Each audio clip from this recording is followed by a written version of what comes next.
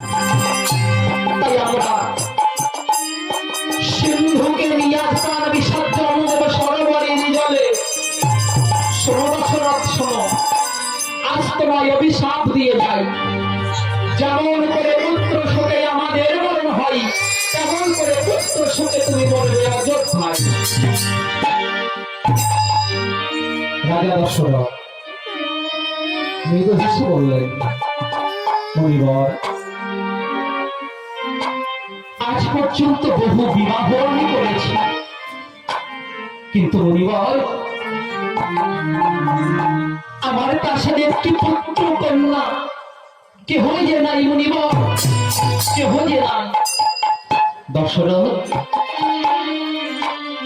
মনীষা আর মনস্তা কখনো বিফল হতে পারে না। চেয়ে দেখো,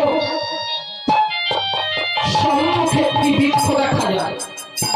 দেখো দশরথ, নীরস তরুবর হিল্লোল পোখার।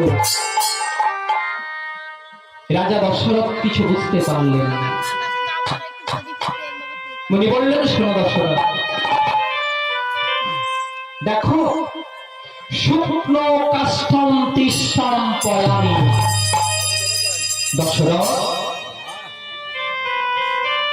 আর এই সম্মুখে নিরস একটি আম্র ফলের বৃক্ষ দেখা যায়। দশরথ, সেই বৃক্ষে কোনো লতা নাই, কোনো পাতা নাই, শুধু আম্র ফল। দশরথ, ওই আম্র ফল খালি নিয়ে তোমার 3 রানীকে সমান ভাগে সেবা দেবে, তাহলেই তাদের গর্ভে সুসন্তান জন্ম নেবে। আর সেই সন্তানের জন্য তোমার একদিন মৃত্যুবরণ করতে হবে। রাজা আজ দশরথ মনির চরণে প্রণাম করে বললেন, মণিবর, আজ আপনি আমার কাছে সন্তান ভিক্ষা চাইছেন, কিন্তু মণিবর আজকে আমাকে সন্তানের জন্য মৃত্যুবরণ করতে হবে। না দশরথ না, সেদিনের তোমার অনেক দেরি। আমি শুধুমাত্র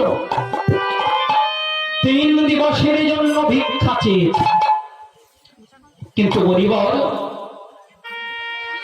সন্তান তোমার একার নয়।